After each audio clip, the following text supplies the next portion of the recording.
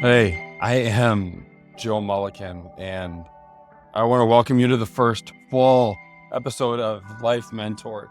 It's the podcast that was born out of this this nagging feeling that I felt like we'd been sold a lie, that our stories didn't matter, that what we go through didn't matter, unless it was something that was grandiose or famous, or came out of the belief that I'm lonely and feel alone at times. And I don't know about you, but as I kind of got ready for this, I cycled and I spiraled and I outlined and I wrote but I think so many times when I go through it and try to make anything creative or anything authentic, and I do that, by the time I get to the end, it doesn't really feel like it's me anymore. It feels like in these moments, the most authentic thing is just what flows. It's what comes. It's what's honest. It's what's real. The episodes that you'll hear and the stories that people are telling, it's what's real. It's what's there.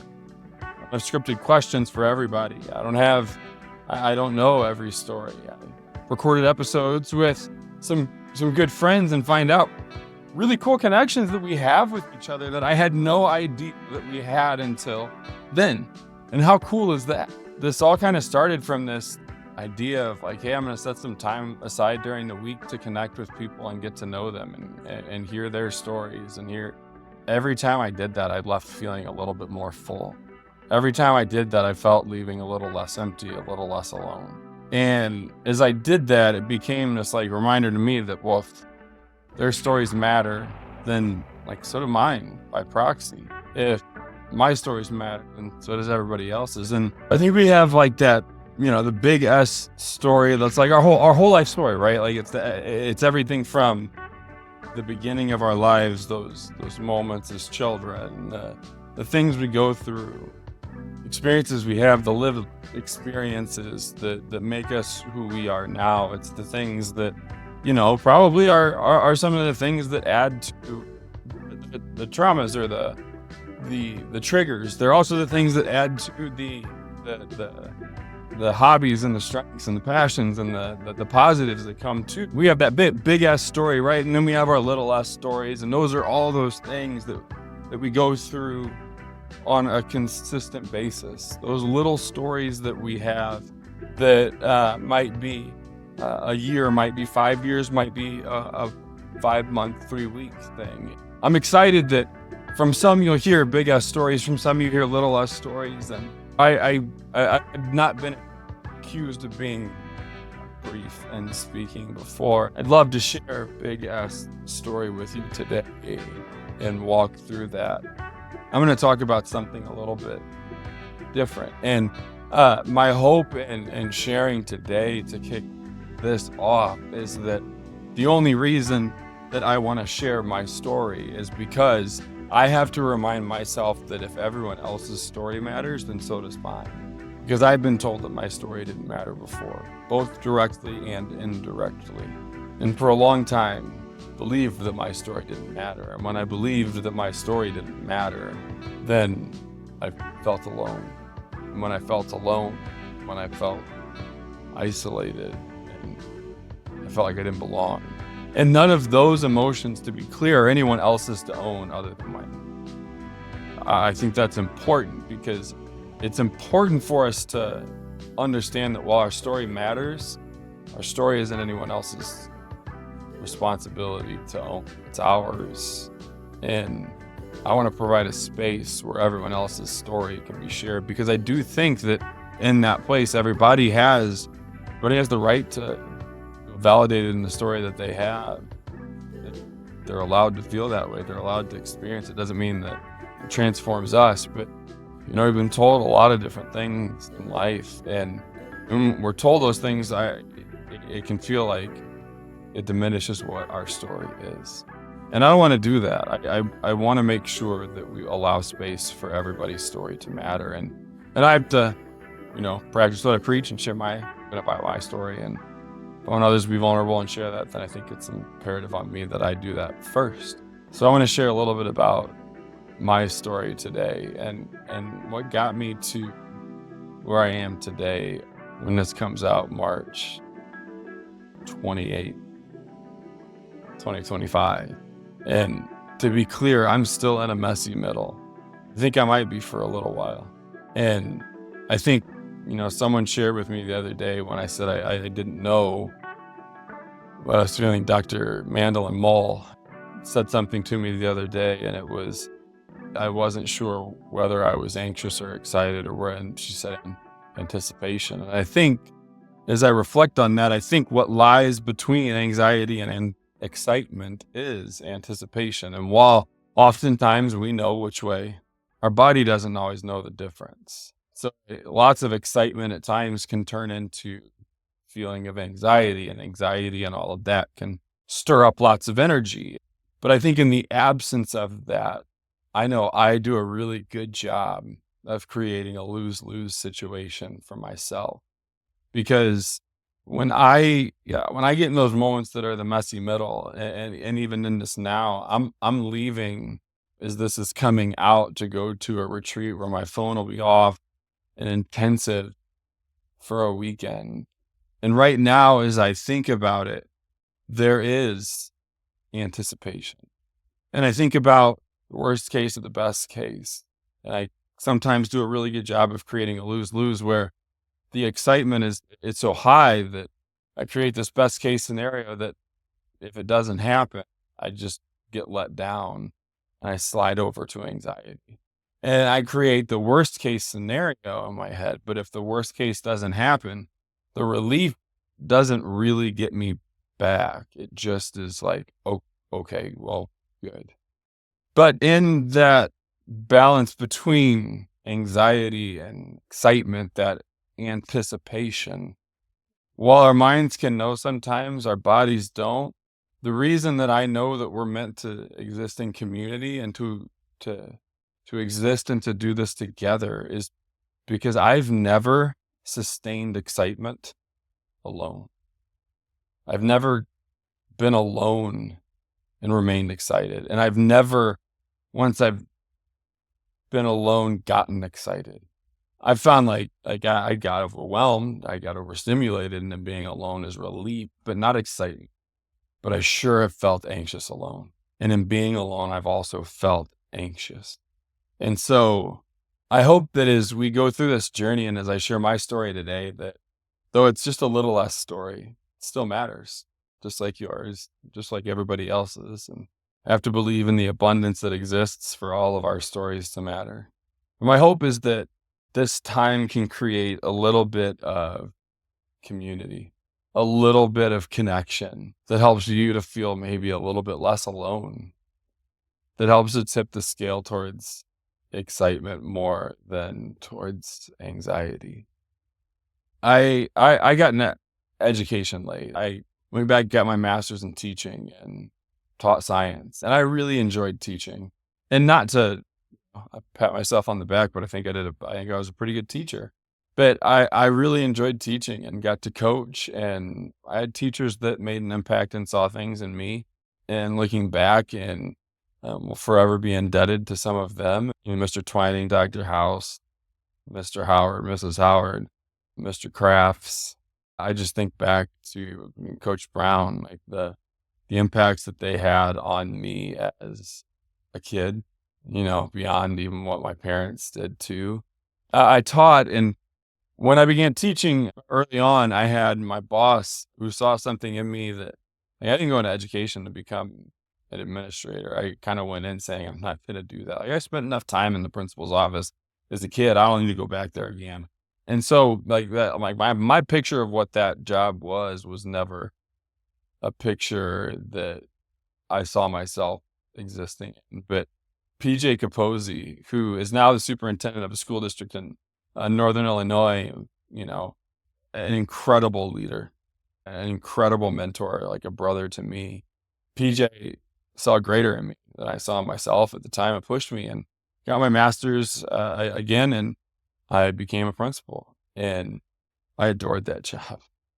I loved being a principal. I loved my staff.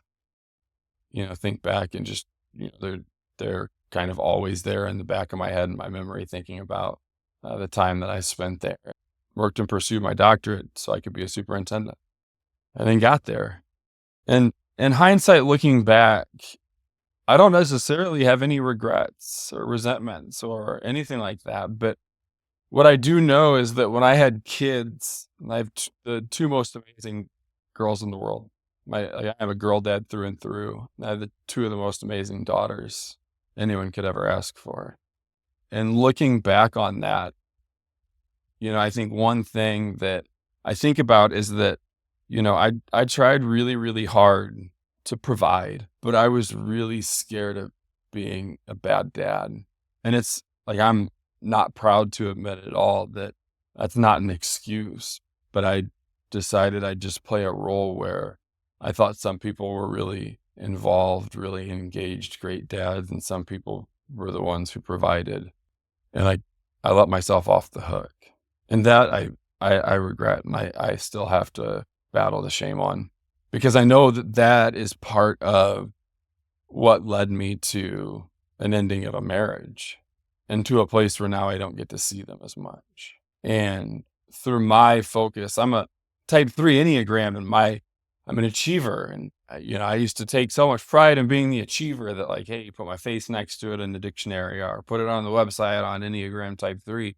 And, it doesn't matter what personality test any of those things are, but you listen to it, you look at it, and my core value of wanting to feel valued is dead on, and my core fear of being worthless is dead on.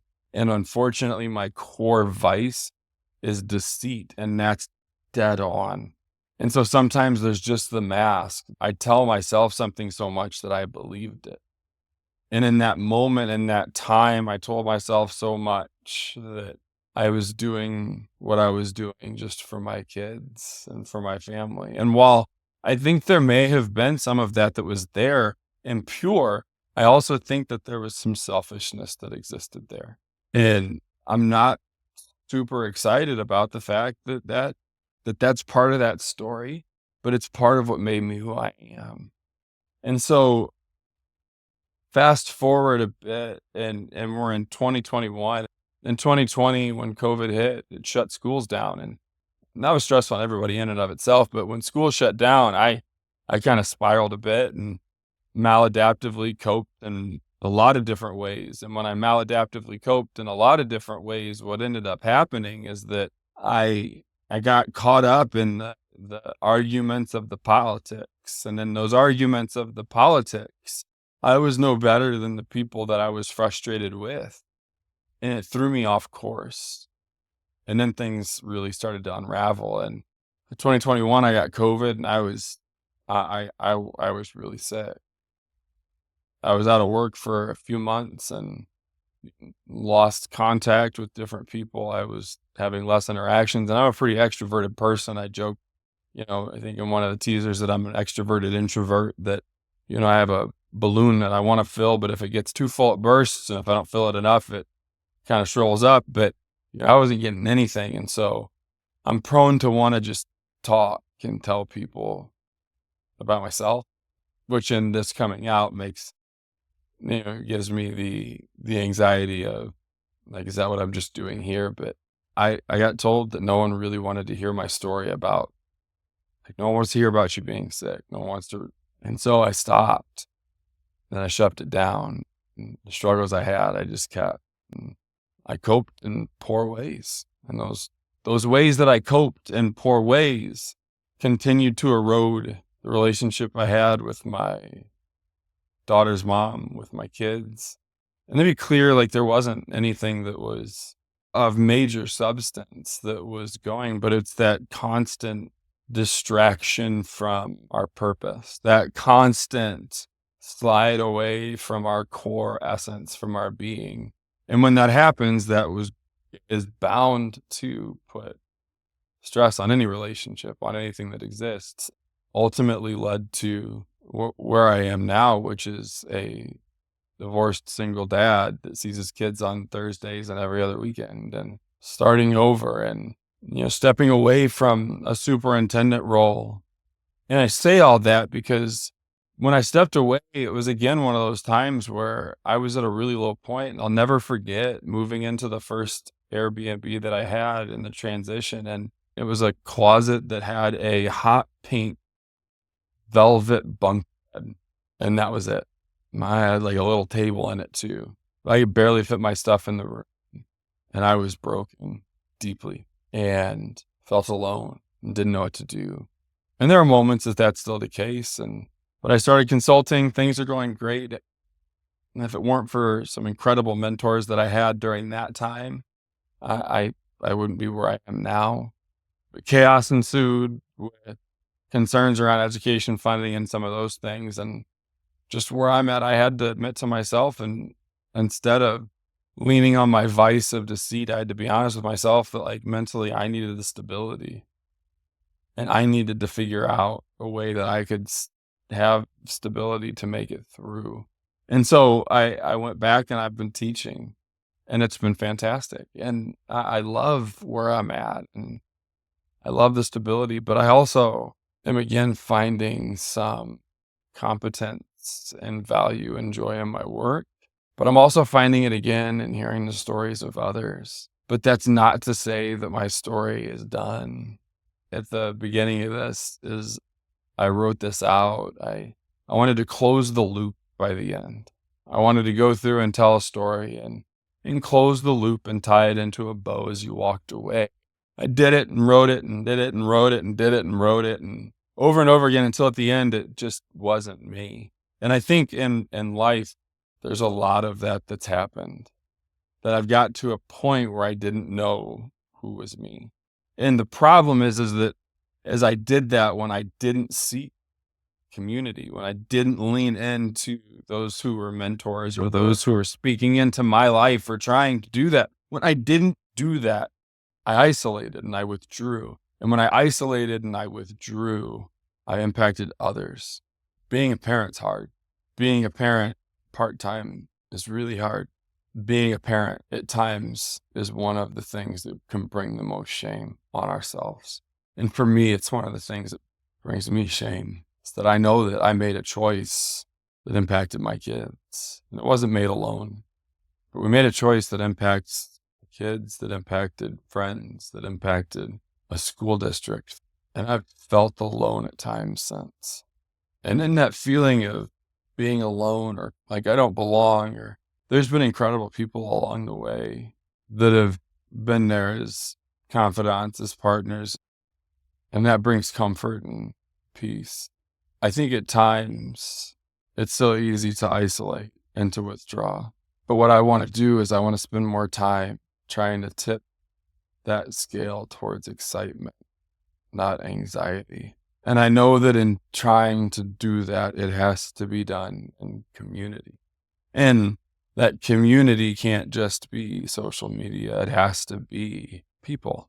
And I believe so deeply that all of us have a space and a seat at the table, and that there is enough space for us to come as we are who we are. And right now, I think sometimes I feel like I take up a lot of space because I'm carrying a lot of things that I need to learn how to set down. But there's space for me at the table, and if there's space for me, then there's space for you. And I have to exist under this belief and this premise that we weren't meant to do this alone. And it's easy to go, it's going to get better. And through that journey and through that time, like, things have worked out. And there are people who have it way worse than I do. But that doesn't diminish what my story is. It's not a competition when we believe in the abundance of life, when we believe in the abundance of love, when we believe in the abundance of gifts, of talents, of stories. And that's what this is about, is that time for me to learn, and hopefully for you as you listen to connect and feel maybe a little bit less alone, to feel a little bit more like you belong, to feel a little bit less like you're on the outside, to hear the joy and the hope, to hear the sorrow and the regret, to hear the disappointment. There's a reason why I have Man in the Arena tattooed around my wrist, because I'd rather be marred with dust and sweat and to have failed than to not know the sweet taste of victory. But I often have to remind myself that in that, Teddy Roosevelt says, we strive valiantly, yet err and fail time and time again. And I have to remind myself that it's about getting up one more time, and that we do fail, and that's okay. There's a reason why I have a semicolon tattooed on my hand. to remind me that it's not the end, and it's not just simply a continuation of the same, but it is a connection. Because our stories that are there don't go away. We get to leave them in the past. They stay with us. But what we do with them is what we get to choose. And what I hope I get to do with my story is to connect, to be able to allow for people to feel purpose, to feel value, to feel a little less alone, to feel like they belong. And I think I do that because so many times in my life I felt that, and I don't want others to. And it's not feelings that I've had because other people have made me feel that way. It's feelings that I've had because I've felt that way. But in the end, my story matters. My story has made me who I am. And I have no information that says that if I did it any other way, that I'd be any better or worse than I am right now. And so while I wish I could do things differently, I don't have any regrets or resentments because I am where I am. And this is the only thing I have is the present. And because of the people that I've been able to do life with, I've been able to grow as the person I am. Because of people like PJ and Tad and Dan and Mandolin and Scott and Debbie and so many others, I am who I am. I don't regret any of that. And I hope you don't either. But what I hope you will do is join me on this. Because after this week, it's not about me. It's about providing and creating a space that I don't think we've created in society where we believe in the abundance of space for everyone's story. We believe in the abundance that exists for everybody's story to matter, always. And I hope that you'll connect with the stories of others. I hope that you'll be encouraged by the stories of others. I hope that if you're in messy middles, just like I am right now, that you maybe will feel a little less alone. Because it's a lie that your story doesn't matter. It does. It's a lie that you shouldn't have the space and time to share it, because you should. In the middle of anxiety and excitement is anticipation. I've never been excited alone. So I hope you take this journey with me, because I can tell you right now, I'm excited. I'm excited for you. Thanks for listening. Thanks for taking the time to hang out with me during this. I look forward to hanging out and spending time together each week, every Friday, for a while. Because we got a lot of stories that matter, and we got a lot of space for them to be able to tell it. Thanks for joining me and for listening. Your story matters, and you're enough, and you're valuable just as you are. I'm Joe Mullikin, and this is the beginning of Life Mentored.